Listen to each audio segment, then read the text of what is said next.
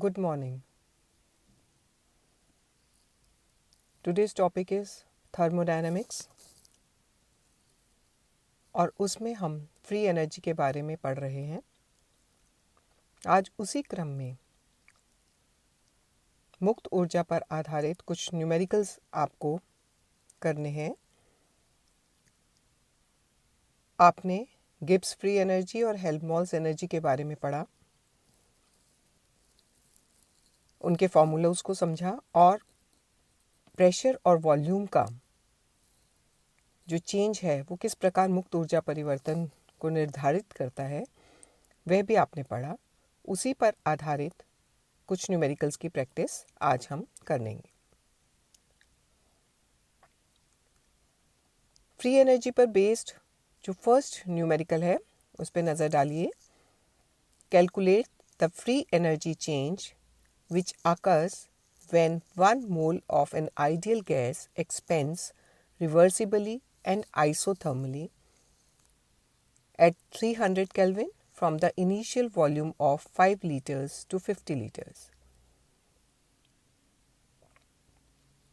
1 मोल आदर्श gas का 300 kelvin ताप पर समतापी एवं उत्क्रमणीय रूप से प्रारंभिक आयतन 5 लीटर से 50 लीटर प्रसार किया जाता है।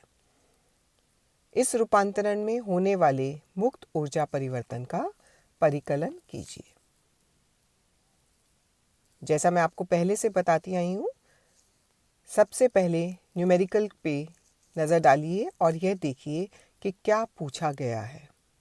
तो यहाँ पर आपसे पूछा गया है मुक्त ऊर्जा परिवर्तन डेल्टा जी, और इसके लिए आपको आयतन में परिवर्तन बताया गया है।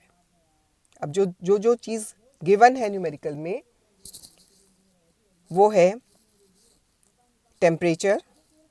1 मोल गैस की बात हो रही है, तो 1 मोल गैस वॉल्यूम 5 लीटर से चेंज होकर 50 लीटर में बदल रहा है और इसके लिए आपको आर गैस कांस्टेंट का मान दे रखा है 8.314 जूल्स पर किलो पर मोल।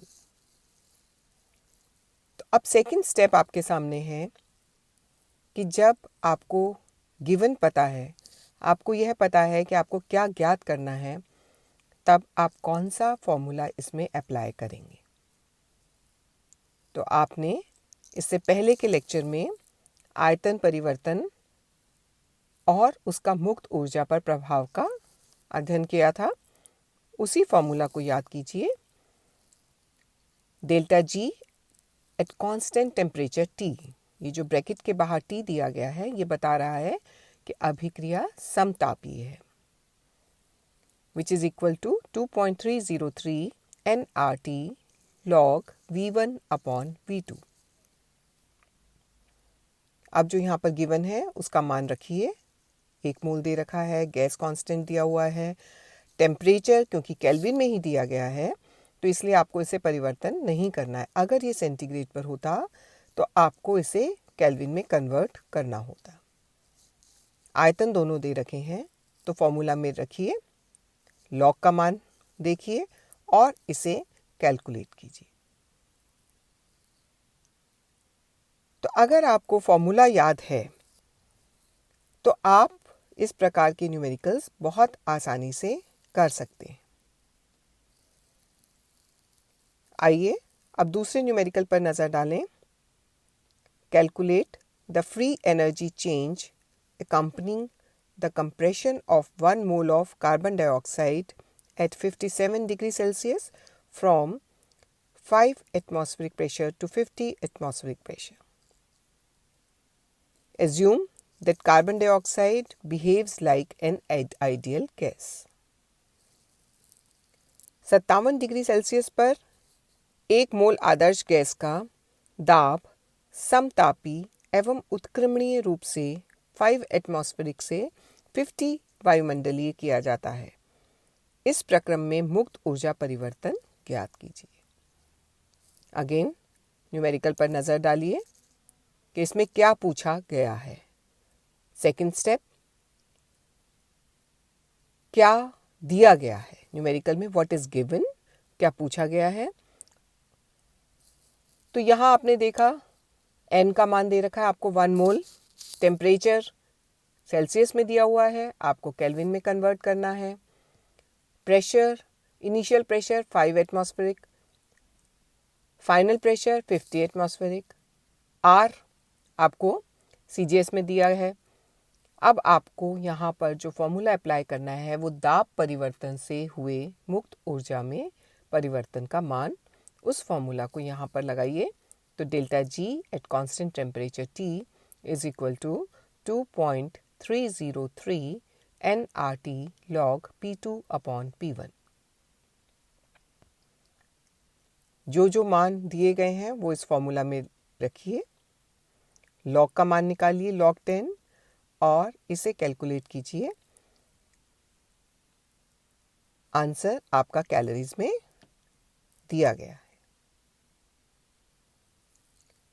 तो इस प्रकार आपने देखा कि आयतन परिवर्तन के द्वारा और दाब में परिवर्तन के द्वारा मुक्त ऊर्जा में जो भी परिवर्तन होता है उसे हम किस प्रकार ज्ञात करते हैं। पिछले चैप्टर में आपने इसको थ्योरेटिकल पढ़ा था। अब इस पर आधारित न्यूमेरिकल के आधार पर आपने देखा कि दाब परिवर्तन और आयतन परिवर्तन से मुक्त ऊर्जा में क्या परिवर्तन होता है, उसका मान आपने ज्ञात किया है। तो क्वेश्चन पेपर में अगर ए पार्ट में आपसे मुक्त ऊर्जा के बारे में पूछा गया है और इनके संबंध के बारे में पूछा गया है, दाब और आयतन के परिवर्तन के संबंध में, तो बी पार्ट में इसी प्रकार के न्यूमेरिकल्स पूछे जाएंगे।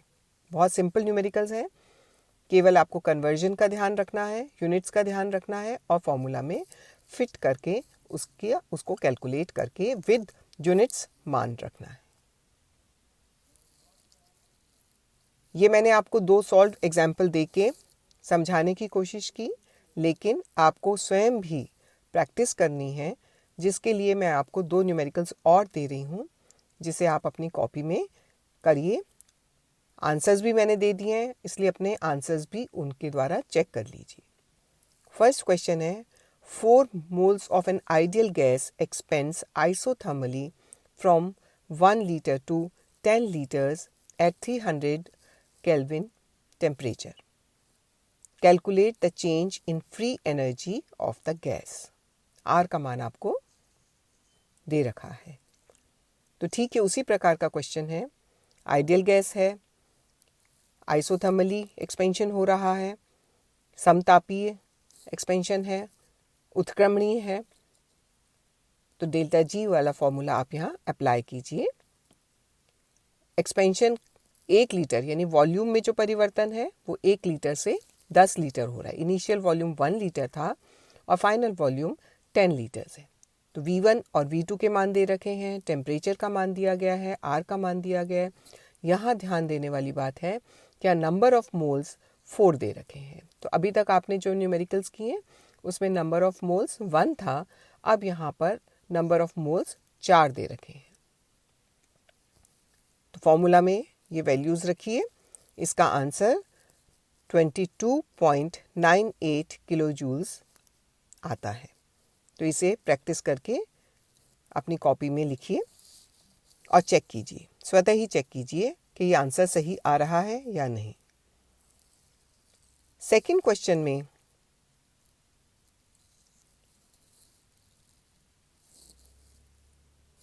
1 mole of an ideal gas is allowed to expand at 25 degrees Celsius till its pressure falls to 1/4 of its original pressure. Find out the free energy change accompanying the process. यहाँ थोड़ा सा question के अंदर tricks हैं। Ideal gas है, 1 मोल, number of moles 1, temperature दे रखा है 25 degree Celsius, लेकिन प्रेशर में जो परिवर्तन है, दाब में परिवर्तन जो है वो उसके प्रारंभिक दाब से 1/4 हो रहा है। यानी इनिशियल प्रेशर उसका जितना भी है, फाइनल प्रेशर उसका इनिशियल प्रेशर का 1/4 है। तो यहाँ पर आप थोड़ा दिमाग लगाइए, न्यूमेरिकल में इसकी वैल्यूज़ रखिए। अगर P1 मान के चले इनिशियल प्रेशर को, तो P2 कितना हो जाएगा वो कैलकुलेट कीजिए। आसान है, लेकिन थोड़ा सोच समझ के इसको सॉल्व कीजिए। इसका आंसर आएगा 953.2 कैलोरीज। तो इस प्रकार अगर आपको फॉर्मूला ध्यान है और रिलेशनशिप भी पता है कि प्रेशर और वॉल्यूम की रिलेशनशिप मुक्त ऊर्जा के साथ क्या है, तब आप इस प्रकार के कई न्यूमेरिकल्स बहुत आसानी से कर सकते हैं। तो इन न्यूमेरिकल्स को आप एक बार खुद करके देखिए, चारों न्यूमेरिकल्स को खुद करिए, कॉपी में लिखिए और फिर इसके आंसर्स आप चेक कीजिए। Thank you.